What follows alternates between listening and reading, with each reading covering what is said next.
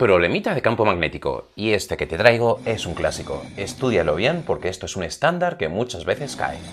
El caso de una varilla deslizándose sobre dos raíles. Has visto que ya nos dan orientados los ejes, dicen que establezcamos este como el eje X, hacia arriba el eje Y y hacia afuera, recuerda que siempre el eje X sobre Y debe dar el Z, ya nos dan los ejes orientados y tenemos una varilla que se va deslizando sobre esos raíles a cierta velocidad v. Pues nos preguntan por la corriente que se va a establecer en este circuito, porque estarás de acuerdo en que va a aparecer una corriente que atraviesa la resistencia, sube por la varilla mientras se está deslizando y aquí es que se cierra el circuito. Te leo los datos. Dicen, este problemita cayó en el año 2022 en la convocatoria de junio de Madrid, A3. Dice, la figura representa una varilla metálica de 20 centímetros de longitud. Aquí te he puesto el dato, 20 centímetros, que naturalmente los pasamos a metros, cuyos extremos deslizan sin rozamiento sobre unos raíles horizontales paralelos al eje X. Ole. Metálicos y de resistencia despreciable. La varilla tiene también resistencia despreciable y su velocidad es de 2 metros por segundo. Aquí te la he apuntado. 2i de Italia porque sabrás que el unitario sobre el eje horizontal es el i. Los raíles están conectados en x igual a 0, es decir, en esta vertical, por una resistencia de valor 0,5 ohmios. Y aquí te los he puesto, 0,5 ohmios. En la región hay un campo magnético uniforme de valor menos 0,4 K, con lo cual aquí tenemos el campo magnético del que nos hablan y es un campo magnético que si el K va hacia afuera, al ser un valor negativo, estamos hablando de un campo magnético que se mete en la pizarra. Ahora lo dibujamos.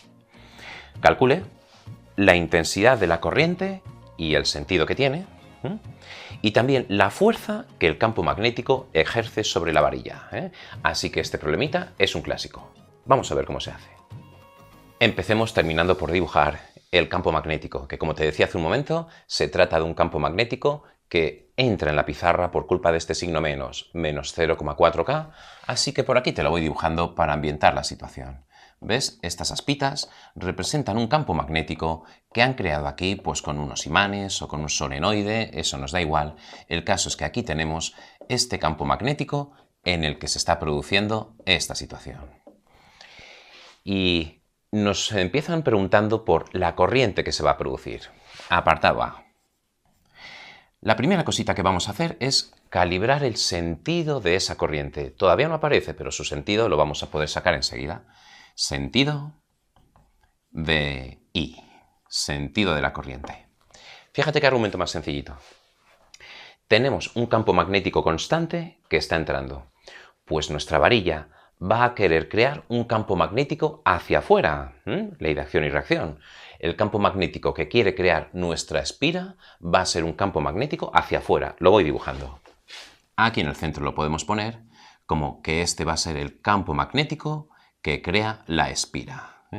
La espirita o el pequeño circuito que tenemos aquí, el que te señalaba hace un ratito. Pues para que esta espira cree un campo magnético que sale, coge la mano derecha, pulgar sobre este campo magnético que va a crear nuestra espira y mira cómo los dedos barren la espira. Este es el sentido de la corriente que va a crear la espira. Lo apunto por aquí. Corriente que sube. ¿Ves? Y este es el argumento.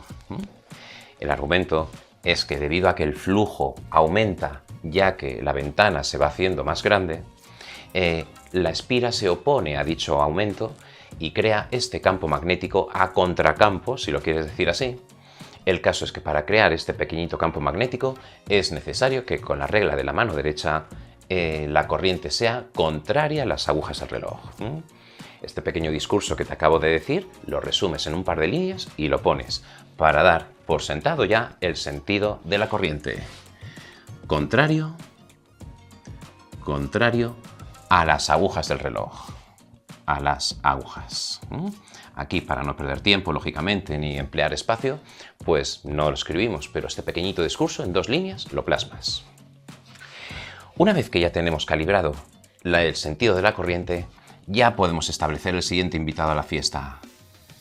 el flujo magnético, que como viste en el vídeo de teoría, es el campo magnético que hay establecido en esta fábrica, producto escalar, vector superficie.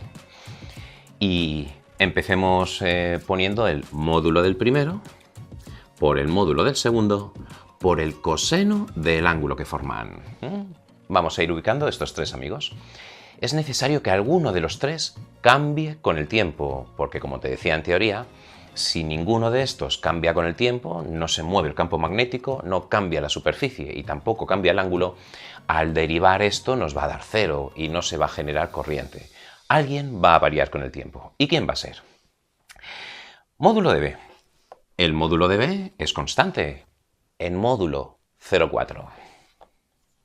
0,4 teslas, ¿ves? Ya en módulo. La superficie va a ser la superficie de esta ventana la que va a ir cambiando con el tiempo. Y aquí podemos hacer la anotación. Superficie. La superficie de una ventana es base por altura. Y la base que sea esta barrita de aquí, esta longitud, vamos a llamarla B.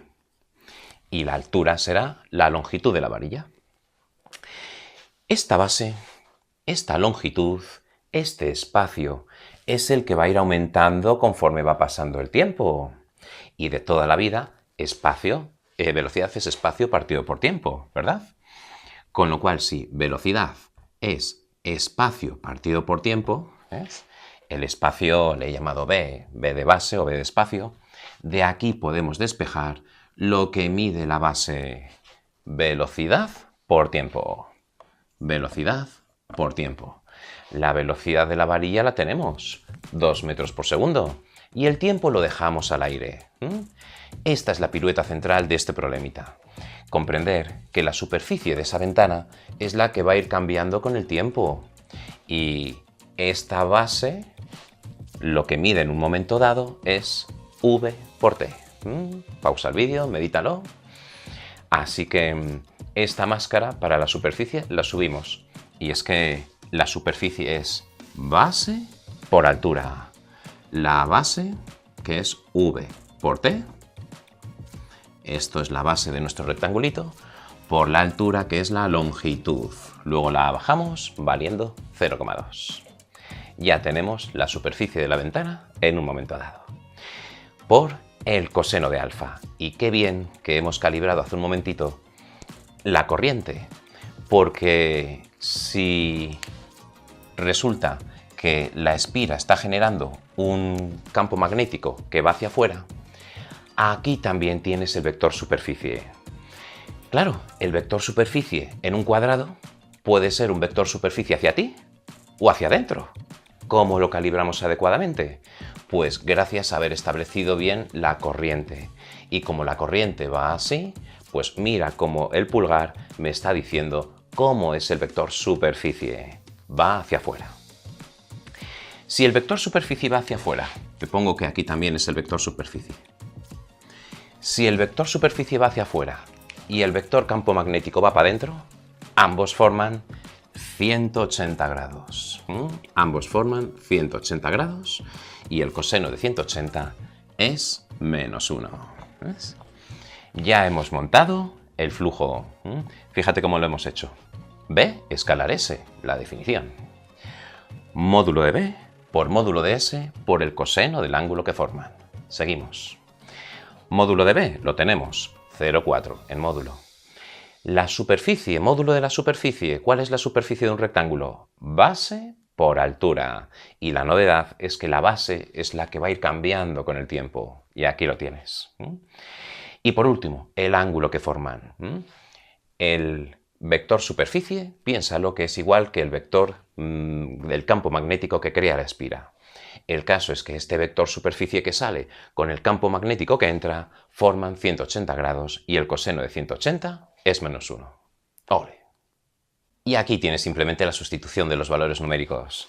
El módulo de B, que es 0,4, la velocidad, que es 2 metros por segundo, el tiempo, la longitud de la varilla, que es 0,2, y el -1 del coseno de 180. Metes los numeritos en la calcu y nos queda -0,16 t. Y ahora ya aplicamos Faraday Length, Faraday length, con su expresión, con su ley que nos permite conocer por fin el voltaje, la fuerza electromotriz que tiene este circuito.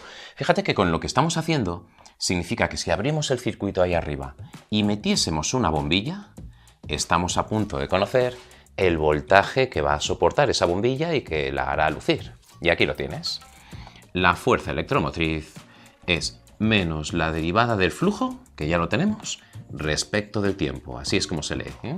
No lo leas partido por diferencial de t. No, derivada del flujo respecto del tiempo.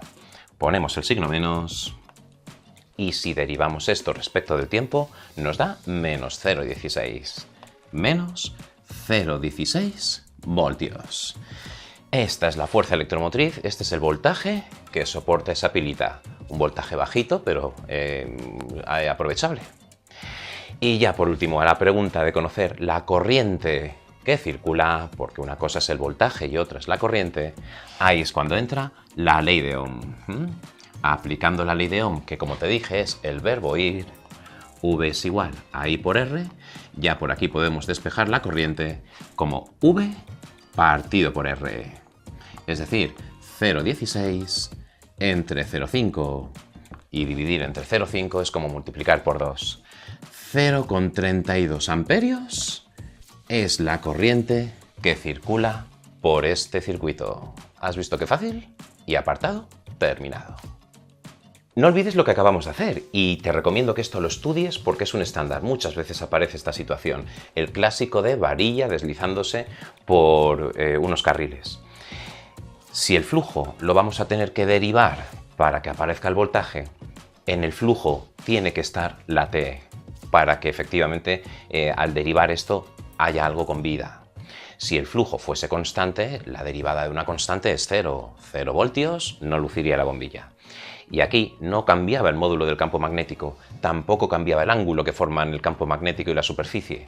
Lo que cambiaba era la superficie de la ventana. El resto ha sido solamente preparar el horno y cerrar con la ley de Ohm. Vamos a montar el apartado B. Binnacle Project. Bueno, pues nos piden cuál es la fuerza que ejerce el campo sobre la varilla. Efectivamente, para que exista una fuerza que ataque a esta varilla, están preparados todos los ingredientes para que esa fuerza exista. Te voy recordando la expresión que nos permite conocerla. Ya la conoces de la zona de teoría. Te puedes bajar todo el resumen de este temita en la caja de comentarios, ¿ves? Y aquí lo tienes. Ingredientes que necesitamos. Una corriente, la tenemos. 0,32. Lo voy apuntando, por cierto, para no olvidarla. 0,32 amperios que nos salió en el apartado anterior. Vector longitud es un vector cuyo módulo es la longitud de la varilla, 0,2, y que duerme sobre la varilla. Aquí te lo dibujo. Que este sea el vector longitud, aquí, y lo dibujamos durmiendo en el sentido de avance de la corriente, que quedamos que iba en contrario a las agujas del reloj.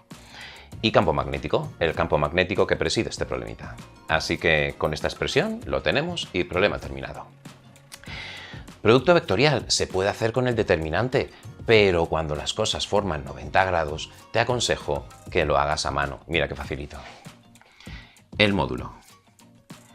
El módulo de esta fuerza será la corriente, que es un escalar, por módulo del primero, por el módulo del segundo, por el seno, cuidado que en producto vectorial es el seno del ángulo que forman. Y mira, si el vector longitud va hacia arriba y el campo magnético se mete, forman 90 grados. El seno de 90, que esto naturalmente es 1.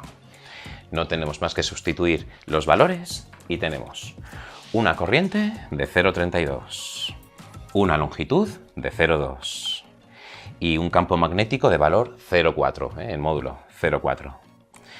Pues el valor de la fuerza que soporta esta varilla es de 0,026. Estoy redondeando un poquito. 0,026 newtons. ¡Ole! ¿Pero hacia dónde? Dirección y sentido.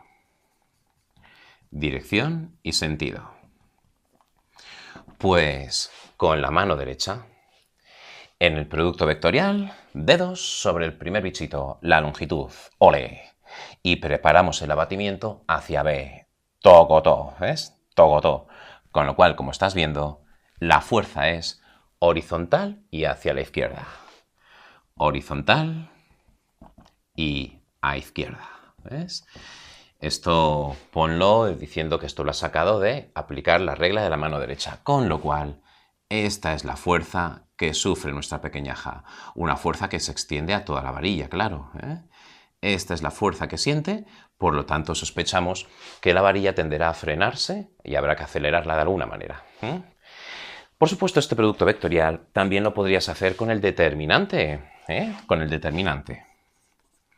El determinante es útil cuando el vector corriente o el vector campo magnético tienen orientaciones raras, formando 47 grados o cosas raras. Pero si no, como has visto, con la regla de la mano derecha y con el módulo lo tenemos. Pero no obstante, si quieres te lo pongo aquí con el determinante. Sería, la fuerza es igual a la corriente, ahora la bajamos como 0,32, y este producto vectorial lo hacemos con el típico determinante de producto vectorial, ya sabes, IJK. Debajo, el vector longitud, como decíamos, es un vector que mide 0,2 y que apunta hacia arriba. ¿Y qué es hacia arriba? La dirección J. Por lo tanto, será el 0, 0,2, 0. ¿Ves? Aquí tienes ya el vector longitud. Y el vector campo magnético, aquí lo tenemos, menos 0,4 en K. Pues 0, 0, menos 0,4. La corriente ya la vamos posicionando como 0,32. Y fíjate que en este determinante tenemos todo un triángulo de ceros. Y cuando un determinante tiene todo un triángulo de ceros, el valor de dicho determinante es multiplicar los elementos de la diagonal principal. 0,2 por menos 0,4. Y 0,2 por menos 0,4, eso nos da menos 0,08 i. Menos 0,08 i. ¿Ves? Y ya multiplicamos directamente 0,32 por este churrito, 0,32 por Answer, y nos queda efectivamente lo mismo que antes. 0,026 en el menos i. ¿Ves? Lo bueno del determinante es que ya te lo viene orientado. 0,026 sobre el menos i, que efectivamente es la dirección sentido hacia la izquierda, como nosotros habíamos previsto con lo de la mano derecha. Y por supuesto, como no, las unidades. Espero que este problemita te haya quedado súper bien aclarado, porque esto es un estándar. Vamos a por otro.